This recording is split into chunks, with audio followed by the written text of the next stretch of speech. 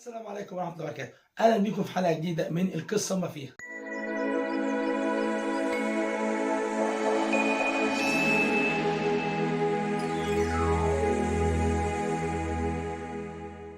للاسف في موضوع خطير جدا منتشر اليومين دول، خصوصا في البرامج والصفحات الاجتماعيه اللي بتناقش مشاكل الاعضاء بتاعتها، سواء كانت في اليوتيوب او مواقع التواصل الاجتماعي المختلف. باختصار، اي عضو او عضوه لما تيجي تعرض مشكلتها، مثلا يعني على مجموعه فيسبوك او اي حاجه زي كده، عن اي خلاف بينها وبين شريك حياتها، اول حل واسهل حل يتقال لها الطلاق، طلاق منه او طلقها. الموضوع ده منتشر جدا وبشكل يخوف، كل من هب ودب ينصح بالطلاق والانفصال، لكن الطلاق هو الحل السهل للمشكله، بيقولها او بيكتبها من 6 حروف وخلاص شكرا. هو للاسف مش واخد ان بكلمته دي ان رمى قنبله هتدمر بيت وعيله وناس عايشه بتتحمى في البيت ده، هو رمى القنبله دي ومشي يكمل في حال سبيله من غير ما يبص ولو لحظه واحده. قد ايه كلمته دي خطيره، يكفي بس انها مش هتفرق ما بين اتنين متجوزين مربوطين برباط مقدس وبس، لا وكمان تداعياتها هتاثر على الاطفال، ما لهمش اي ذنب غير انهم جم للحياه نتيجه سوء اختيار في الغالب من جانب ابوهم او امهم.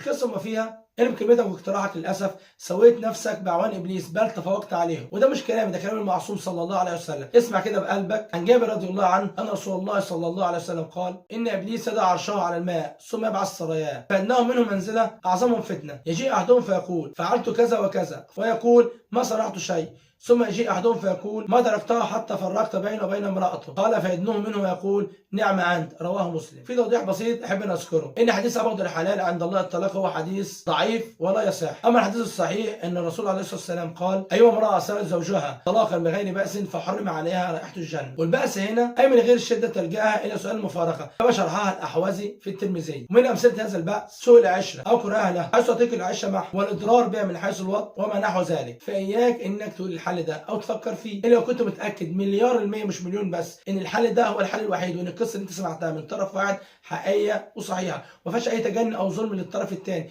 من الاخر احنا بنسمع نص الحقيقه على فرض انها الحقيقه كامله، والنص الثاني ما يعرفش عنه اي حاجه، لان بنسمع من طرف واحد اللي هو مستحيل انه يغلط نفسه، لانه لو شايف نفسه من الاساس غلط اكيد مش هيكون ده كلامه، هيكون يدور انه يحل المشكله، ودي طبيعه البشر. طبعا الحديث واقعي. في النهايه اتمنى الحلقه تكون نالت اعجاب، طبعا ما تنسوش اللايك والشير والاشتراك في القناه وتفعيل زر الجرس ليصل كل جديد لنا، واهم حاجه طبعا ما تنساش اخواتنا في غزه وفلسطين بالدعاء، حاول تنشر الروايه والسعوديه الفلسطينيه في كل مكان، والمقاطعه كمان سلاح مهم جدا، اللي ما قاطعش يقاطع واللي مقاطع يكمل مقاطعته ويحولها من مقاطعه لاستغناء، بجد المقاطعه فرق. دمتم في ود والى اللقاء في حلقه جديده، والسلام عليكم ورحمه الله وبركاته.